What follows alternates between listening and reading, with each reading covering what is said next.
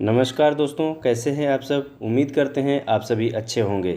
साथियों, यूपी सरकार के अनलॉक 4 की गाइडलाइन जारी हो चुकी है और इस अनलॉक 4 में क्या कुछ होगा हम शिक्षकों और शिक्षण संस्थानों के लिए, इन सब के बारे में हम इस वीडियो में आज जानेंगे।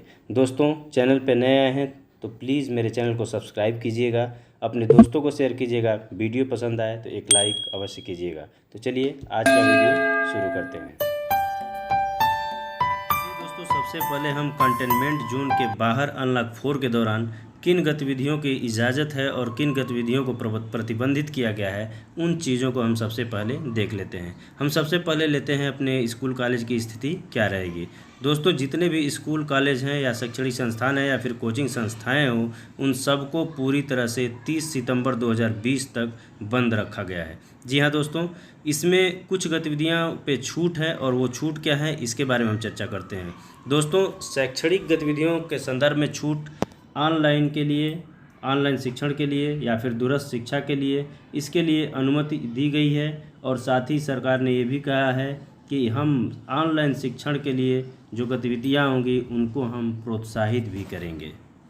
साथ ही दोस्तों, हम आपको स्पष्ट तौर पे ये बात बता दें कि छात्रों की उपस्थिति किसी भी हाल में नहीं होनी है।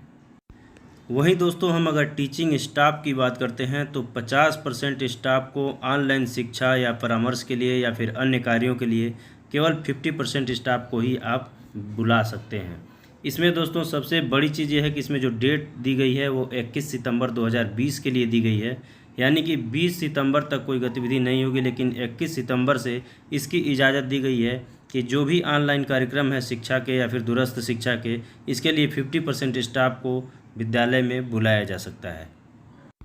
इसके अलावा दोस्तों, जो कंटेनमेंट जोन के बाहर पड़ने वाले क्षेत्र हैं वहाँ पे कक्षा 9 से और 12 तक के जो विद्यार्थी हैं वो मार्गदर्शन के लिए या फिर कुछ पूछने के लिए अपने विद्यालयों में जा सकेंगे अपनी इच्छा के अनुसार, लेकिन उसमें शर्त ये लगाई गई है कि इसके लिए उन्हें अपने माता पिता या अभिभावक से लिखित सहमति लेनी होगी, तो उसके बाद ही अपने परामर्श के लिए अपने विद्यालय में वो जा सकेंगे। तो दोस्तों, ये भी जो डेट दी गई है वो भी 21 सितंबर 2020 से ही दी गई है, इसके पूर्व में ये स्थिति नहीं रहेगी।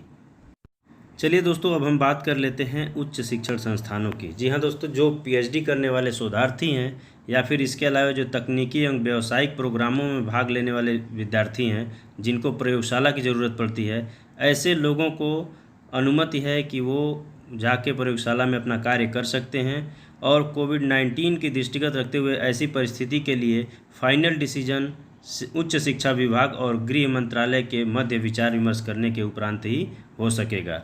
इसके अलावा अगर हम मेट्रो की बात कर लें तो 7 सितंबर 2020 से मेट्रो को चरणबद्ध तरीके से चलाने की योजना बनाई गई है।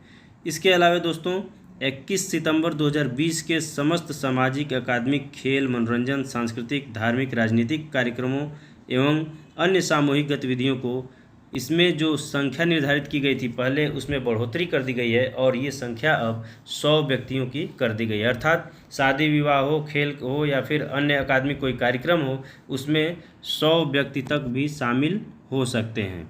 लेकिन इसमें जो शर्त रखी गई है उसमें यही है कि हर व्यक्ति फेस मास्क का यूज करेगा, सोशल डिस्टेंसिंग का अनुपालन होना चाहिए, थर्मल स्कैनिंग होना चाहिए, उसके साथ ही हाथ धोने या सैनिटाइजर की भी व्यवस्था रखनी अनिवार्य है।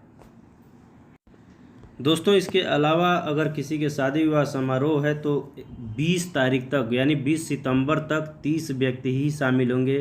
किसी का अंतिम संस्कार है तो उसमें भी 20 व्यक्ति ही शामिल हो पाएंगे।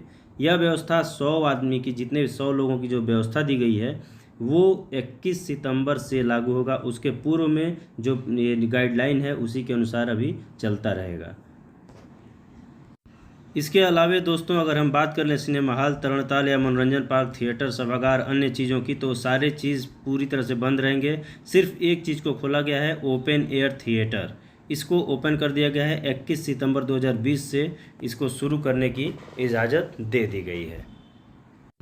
दोस्तों, एक नई व्यवस्था ये दी गई है कि कंटेनमेंट जोन के बाहर जिलाधिकारी द्वारा स्थानीय स्तर पर किसी भी प्रकार का लॉकडाउन नहीं लगाया जाएगा। जी हाँ दोस्तों, जो जिलाधिकारी स्थानीय स्तर पे जो पिछले में ये आदेश था कि कि जिलाधिकारी अपने हिसाब से स्थानीय स्तर पर किसी प्रकार का भी लॉकडाउन लगा सकता है, उस आदेश को रद्द कर दिया गया है। अब लॉकडाउन जिलाधिकारी जो लगाएंगे वो कंटेनमेंट जोन के अंदर लगाएंगे, बाहर वो नहीं लगा सकते हैं। साथ ही दोस्तों हम आपको ये भी बता दें कि अपने राज्य से दूसरे राज्य में जाना या फिर दूसरे राज्यों से अपने राज्यों में आना, इस प्रकार के अर्थात एक तरह से कह लें कि अंतर्राज्यीय जो आवागमन है उस पर अब पूरी तरह से छूट दे दी गई है, चाहे वो व्यक्तियों का हो या फिर किसी माल ढुलाई का हो या फिर व्यवसाय हो। इस पर कोई भी अब किसी प्रकार का प्रतिबंध नहीं लगाया गया है। दोस्तों इसके अलावा भी बहुत सारी चीज़ें हैं, लेकिन जो मुख्य मुख्य बिंदु हैं वो हमने आपके सामने रख दिया है। दोस्तों अगर वीडियो अच्छा लगा हो तो एक लाइक अवश्य कीजिएगा। मेरे चैनल पे नए हैं तो निश्चित रूप से सब्सक्राइब कीजिएगा, अपने दोस्तों को शेयर कीजिएगा। मिलते हैं नेक्स्ट वीडियो में नेक्स्ट टॉपिक के साथ, तब तक के लिए नमस्कार।